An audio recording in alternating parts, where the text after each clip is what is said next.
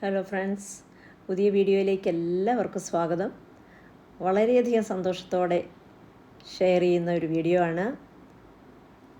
ഞങ്ങളെത്തിയിരിക്കുന്നത് ഭാരതത്തിലെ പ്രധാനപ്പെട്ട 7 പുണ്യനഗരങ്ങളിൽ സപ്തപുരികളിൽ ഒന്നാമത്തേതെന്ന് വിശേഷിപ്പിക്കപ്പെടുന്ന അയോധ്യയിലാണ്.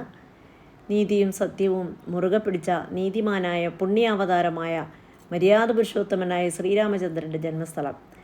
സരയൂ നദിയുടെ തീരത്തുള്ള ഈ പുണ്യസ്ഥലം ശ്രീരാമഭക്തർക്ക് പരമപവിത്രമാണ്. പഞ്ചതീർത്ഥ ശങ്കരന്മാർ ജനിച്ചതും അയോധ്യയിലാണെന്ന് വിശ്വസിക്കപ്പെടുന്നു. ഗൗതമ ബുദ്ധൻ തൻ്റെ ജീവിതകാലത്ത് അനേകം തവണ സന്ദർശിച്ച സ്ഥലമാണ് അയോധ്യ. 2024 ജനുവരി 22 പ്രാണപ്രതിഷ്ഠ നടന്ന സ്ഥലം. ആദർശപുരുഷൻ്റെ ശ്രീരാമചന്ദ്രൻ്റെ ജന്മഭൂമിയിൽ എത്തിയത് തന്നെ വലിയൊരു പുണ്യമായിട്ട് കരുതുന്നു. ഒരു മനുഷ്യൻ എങ്ങനെയായിരിക്കണം, എങ്ങനെ ജീവിക്കണം എന്ന് മനുഷ്യരാശിക്ക് കാണിച്ചു തന്ന, ധർമ്മനിഷ്ഠയോടെ ജീവിക്കാൻ പ്രേരിപ്പിക്കുന്ന ഒരു പുണ്യാവതാരമാണ് ശ്രീരാമചന്ദ്രൻ്റേത്. അങ്ങനെ രാമജന്മഭൂമിയിലെ രാംലല്ലയുടെ അടുത്തെത്തിയിരിക്കുന്നു. രാംലല്ലയെ കാണുന്നതിന് മുൻപായിട്ട് ദശരഥ മഹളും ശ്രീരാമ പട്ടാഭിഷേകവും കനകഭവനും ഒക്കെ സന്ദർശിച്ചു. ഇവിടെ അല്പം തിരക്ക് കുറഞ്ഞ സമയത്താണ് ഞങ്ങൾ ഇപ്പോൾ എത്തിയിരിക്കുന്നത്. ഇവിടെയെല്ലാം ഹൈ സെക്യൂരിറ്റി സോണാണ്. നടന്നു വരുന്ന വഴിയിൽ ക്ഷേത്രത്തിനുള്ളിലേക്ക് കയറുന്നതിനുള്ള ക്യൂ ഒക്കെ നമുക്കിവിടെ കാണാം. ബാരിക്കേഡുകൾ കൊണ്ട് തിരിച്ചിട്ടുണ്ട്. കൂടുതൽ തിരക്കുള്ള സമയത്തൊക്കെ ഈ ക്യൂവിലൊക്കെ കൂടി കയറി ഇറങ്ങിയാൽ മാത്രമേ നമ്മൾ എൻട്രൻസിലേക്ക് എത്തുകയുള്ളൂ. രാത്രി ഏകദേശം 7:30യോടെയാണ് ഞങ്ങളിവിടെ എത്തിയത്. പുണ്യ നഗരങ്ങളിലൂടെ പുണ്യ ക്ഷേത്രങ്ങൾ കണ്ടുള്ള യാത്രയാണ്. കാണാൻ വളരെ ആഗ്രഹിച്ചിരുന്ന സ്ഥലങ്ങൾ അത് യാഥാർത്ഥ്യമാകുന്നതിൽ ഒത്തിരി സന്തോഷത്തോടെയാണ് ഞങ്ങളുടെ യാത്ര. മൊബൈൽ ഒന്നും അകത്തേക്ക് കൊണ്ടുപോകാൻ പറ്റാത്തത് കൊണ്ട് ഉള്ളിലെ കാഴ്ചകളൊന്നും കാണിക്കാൻ പറ്റില്ല. ഒരു സേഫ്റ്റി പിന്ന് പോലും നമുക്ക് പേഴ്സിൽ വെച്ച് കൊണ്ടുപോകാൻ കഴിയില്ല അകത്തേക്ക്. ഒരു മണി പേഴ്സ് പോലും അകത്തേക്ക് കൊണ്ടുപോകണ്ട, അതിൻ്റെ ആവശ്യവുമില്ല. അവിടെ ഒരു കാണിക്ക വഞ്ചി പോലും ഇല്ല. പിന്നെ എന്തിനാണ് നമുക്ക് മണി പേഴ്സിൻ്റെ ഒന്നും ആവശ്യമില്ല. അതുപോലെ ചപ്പല, ബാഗ് എല്ലാം സൂക്ഷിക്കുവാൻ പ്രത്യേക കൗണ്ടറുകളൊക്കെ ഉണ്ട്. ആ കൗണ്ടറിൽ നമുക്ക് ഇതെല്ലാം വളരെ സേഫായിട്ട് നമ്മുടെ മൊബൈലുകളും ബാഗുകളും ഒക്കെ സൂക്ഷിക്കാം. എന്നിട്ട് വേണം നമുക്ക് അകത്തേക്ക് പോകാൻ. പുരാണത്തിൽ പറയുന്ന കോസല രാജ്യത്തിൻ്റെ തലസ്ഥാനമായ അയോധ്യ, രാജ്യത്തെ വലിയ 3ാമത്തെ ക്ഷേത്രമാണ് അയോധ്യയിലുള്ളത്. 235 അടി വീതിയും 360 അടി നീളവും 161 അടി ഉയരവുമുള്ള ഒരു മഹാക്ഷേത്രമാണിത്. ദക്ഷിണേന്ത്യൻ ക്ഷേത്രമാതൃകകളിൽ നിന്നും വളരെ വ്യത്യസ്തമായ ക്ഷേത്രമാതൃകയാണിത്. ചന്ദ്രകാന്ത് സോപുരയാണ് ഇതിൻ്റെ ശില്പി. നഗരവാസ്തുശില്പ മാതൃകയിലുള്ള ക്ഷേത്രമാണ്. 5 മണ്ഡപങ്ങളാണ് ഈ ക്ഷേത്രത്തിനുള്ളത്. ഭിത്തികളല്ല ഈ ക്ഷേത്രത്തെ താങ്ങി നിർത്തുന്നത്. 360 തൂണുകളിലാണ് ഈ വലിയ നിർമ്മിതിയുടെ ഭാരം മുഴുവൻ താങ്ങുന്നത്. സാളിഗ്രാം ശിലകൾ കൊണ്ട് പണിതീർത്തതാണ് ഈ ക്ഷേത്രം. 70 ഏക്കറോളം വരുന്ന സ്ഥലത്ത് 2.77 ഏക്കർ സ്ഥലത്താണ് ഈ ക്ഷേത്രം പൂർത്തിയായിരിക്കുന്നത്. ഈ കാണുന്ന സ്ഥലത്താണ് നമ്മൾ ബാഗുകളും അതുപോലെ മൊബൈലും മറ്റ് സാധനങ്ങളൊക്കെ സൂക്ഷിക്കാനായിട്ട് കൊടുത്തത്. 16 നിലയോളം പൊക്കം വരുന്ന മഹാക്ഷേത്രമാണ്. മഹാനിർമ്മിതി അത്ഭുതവും ഒപ്പം ആനന്ദവും ഉളവാക്കിയ നിമിഷമാണ്. ക്ഷേത്രത്തിലെ ഏറ്റവും ഉയരത്തിലാണ് പതാക കാണുന്നത്. പ്രവേശകവാടം കടന്നു കഴിഞ്ഞാൽ ജയ് ശ്രീറാം വിളികൾ മാത്രമേ കേൾക്കാനുള്ളൂ. സർവ്വ ആളുകളും ഉള്ളിലേക്ക് പ്രവേശിക്കുന്ന ആ സമയത്ത് നമുക്കുണ്ടാകുന്ന ഒരു ഫീല് വളരെ വല്ലാത്തൊരു അനുഭവം തന്നെയാണ്. നമ്മുടെ ക്ഷേത്രത്തിലൊക്കെ കാണുന്നത് പോലെ നമസ്കാര മണ്ഡപത്തിന് തുല്യമായിട്ടുള്ള മണ്ഡപങ്ങളൊക്കെ നമുക്ക് ഇതിനുള്ളിൽ കാണാൻ കഴിയും. 16 നിലകളോളം ഉയരമുണ്ടെങ്കിലും 3 നിലകളിലായിട്ടാണ് ഈ ക്ഷേത്രം സ്ഥിതി ചെയ്യുന്നത്. ശ്രീരാമൻ്റെ ജീവിതം മുഴുവൻ ചിത്രീകരിച്ചിരിക്കുന്നത് താഴത്തെ നിലയിലാണ്. 3 നിലയിലായിട്ടുള്ള ഈ ക്ഷേത്രത്തിൻ്റെ ഏതു ഭാഗവും അത്യാകർഷണമാണ്. ഏറ്റവും വലിയ പ്രത്യേകത എന്ന് പറയുന്നത് ഇരുമ്പ്, ഉരുക്ക് അതുപോലെയുള്ളവയൊന്നും ഉപയോഗിച്ചിട്ടുള്ള ഒരു ക്ഷേത്ര നിർമ്മിതിയല്ല. അകത്തേക്ക് പ്രവേശിക്കുമ്പോൾ തന്നെ നമുക്ക് വളരെ ദൂരെ നിന്ന് തന്നെ നമുക്ക് ദർശനം ലഭിക്കും. ഇവിടുത്തെ ആരാധനാമൂർത്തി രാംലല്ലയാണ്. ശ്രീരാമദേവൻ്റെ ബാലരൂപം. ശില്പചാതുര്യം എടുത്തു പറയത്തക്കതാണ്. രാംലല്ലയുടെ മുന്നിൽ വണങ്ങി. ഈ രാംലല്ലയുടെ ശില്പി എന്ന് പറയുന്നത് മൈസൂരിൽ നിന്നുള്ള ഒരു അരുൺ യോഗിരാജാണ്. വിഗ്രഹങ്ങൾ നിർമ്മിക്കാനായിട്ട് നേപ്പാളിൽ കാളിഗണ്ഡകി നദിക്കരയിൽ നിന്നും ശേഖരിച്ച 30 ടണ്ണും അതുപോലെ 15 ടണ്ണുമൊക്കെ ഭാരമുള്ള 2 ഉരുളൻ പാറകളാണെന്നാണ് പറയുന്നത്. സാളിഗ്രാം ശിലകളെന്നാണ് ഇതറിയപ്പെടുന്നത്. അതുപോലെ തന്നെ ഈ ക്ഷേത്രത്തിൻ്റെ അടിത്തറ നിർമ്മിച്ചിരിക്കുന്നത് വ്യത്യസ്തമായിട്ടുള്ള ഇന്ത്യയുടെ വ്യത്യസ്ത സ്ഥലങ്ങളിൽ നിന്നും ശേഖരിച്ചു കൊണ്ടുവന്നിട്ടുള്ള മണ്ണ് ഉപയോഗിച്ചിട്ടാണ്. ക്ഷേത്രത്തിനുള്ളിലുള്ള ഓരോ ശില്പങ്ങളും അതിൻ്റെ കൊത്തുപണികളും ജീവിതത്തിൽ നമുക്കൊരിക്കലും നമ്മൾ കണ്ടിട്ടില്ലാത്ത തരത്തിലുള്ളതാണ്. ആരെയും ആകർഷിക്കുന്ന തരത്തിലുള്ള ശില്പചാതുര്യമാണ്. ഇനി നമുക്ക് ക്ഷേത്രത്തിൻ്റെ പുറത്തുള്ള കാഴ്ചകളും അതിൽ സ്ട്രീറ്റുകളും ഒക്കെ ഞാൻ നിങ്ങളെയും കാണിച്ചു തരാം.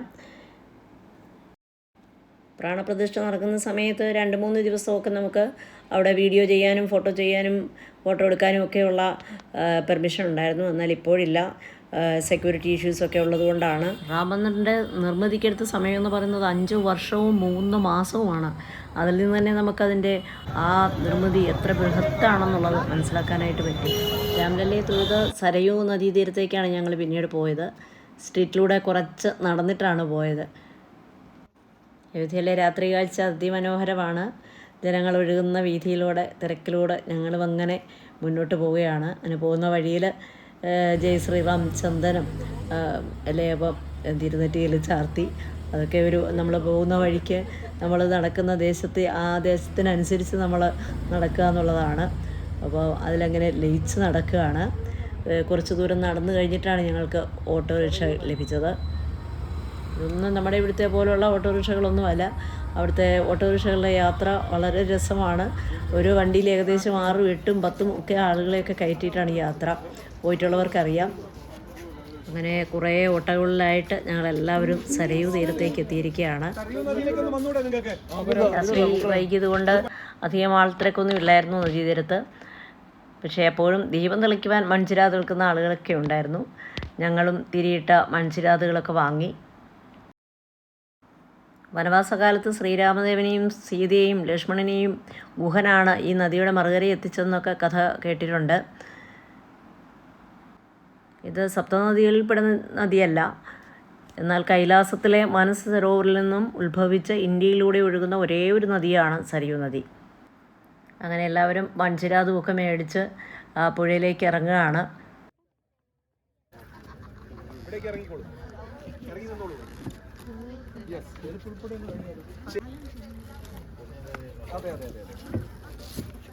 സപ്തനദികളിൽ പെടില്ലെങ്കിലും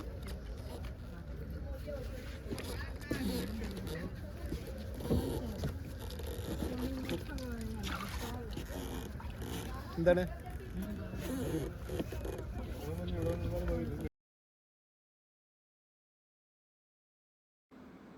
സപ്തനദികളിൽപ്പെടുന്ന നദിയല്ലെങ്കിലും വളരെയേറെ പുരാണ പ്രാധാന്യമുള്ള സരയൂവിൽ ചെരുപ്പുകൾ ഇടാതെ തന്നെ കാല് നനച്ച് കൂടുതൽ പേരും ആരതിയൊക്കെ തെളിയിച്ചിട്ടാണ് പോകുന്നത്. അത് മതി, അത്രയും ദൂരം പോയാൽ മതി.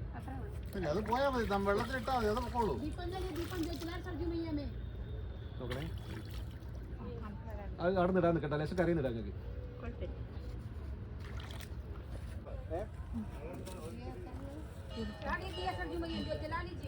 ആയിക്കോട്ടെ. ബസ്സിലല്ല, നമ്മൾ ഓട്ടോയിൽ. ബാഗ് ഹോട്ടലിലുണ്ട്. ഓ, ഹോട്ടലിലുണ്ട്. ചെറിയ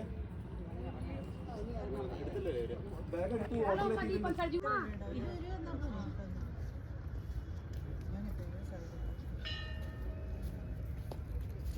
ഇവിടെ ശിവലിംഗം ഉണ്ടായിരുന്നു. രാത്രി ആയതുകൊണ്ട് കാണത്തില്ല. എനിക്ക് തരണേ, പൈസ തന്നേ. ബി ദിഖാ लीजिए.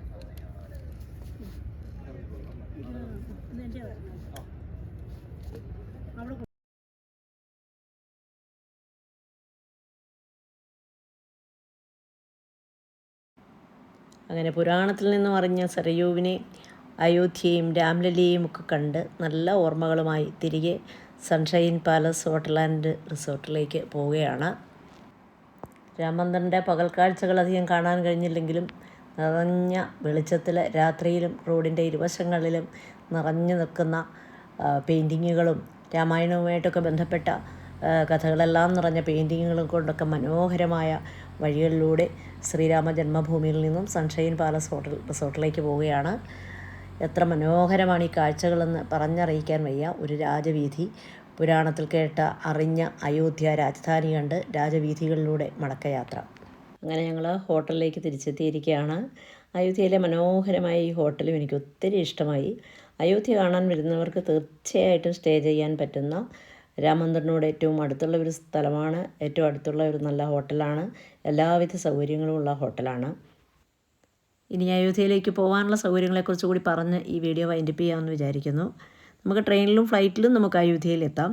ഞങ്ങൾ അയോധ്യയിലേക്ക് എത്തിയത് ഫ്ലൈറ്റിലാണ്. തിരുവനന്തപുരത്തു നിന്നായിരുന്നു ഡൽഹിക്കാണ് ആദ്യം പോയത്. ഡൽഹിയിൽ നിന്ന് അയോധ്യയിലേക്കും. നമ്മൾ ഫ്ലൈറ്റിലാവുമ്പോൾ നമുക്ക് കൂടുതൽ സമയം അവിടെ നമുക്ക് സ്പെൻഡ് ചെയ്യാനായിട്ട് കഴിയും. സമയലാഭമുണ്ട്. അയോധ്യ വരെയും പോകാനുള്ള ട്രെയിനുകളുണ്ട്. അപ്പം നമ്മുടെ സൗകര്യമനുസരിച്ച് യാത്ര പ്ലാൻ ചെയ്യാം. ടൂർ പാക്കേജ് ആണെങ്കിൽ നമുക്ക് ഒരുവിധ ബുദ്ധിമുട്ടുകളുമില്ല. ദർശനം ലഭിക്കുന്നതിനുള്ള സൗകര്യങ്ങളെല്ലാം അവർ തന്നെ ചെയ്തു തരും. ജാതിമത ഭേദമന്യേ ഇവിടെ പ്രവേശിക്കുന്നതിന് തടസ്സമില്ല. നമ്മൾ താമസിച്ചിരുന്ന ഹോട്ടലിൻ്റെ റൂമിൽ നിന്നുള്ള പ്രഭാത കാഴ്ചയാണിത്. സൂപ്പർ ആംബിയൻസാണ്. പേര് വളരെ അർത്ഥവത്താണ്. സൺഷൈൻ തന്നെ എന്ന് രാവിലെയാണ് നമുക്ക് കൂടുതൽ മനസ്സിലാവുന്നത്. പ്രഭാതത്തിൽ ആ ഹോട്ടലിന് അഭിമുഖമായിട്ട് തേജോഗോളം അങ്ങനെ ജ്വലിച്ച് അവിടെ മുഴുവൻ പ്രകാശമാനമാക്കുന്നു. അത്രയ്ക്ക് നമുക്ക് ഇഷ്ടപ്പെടും.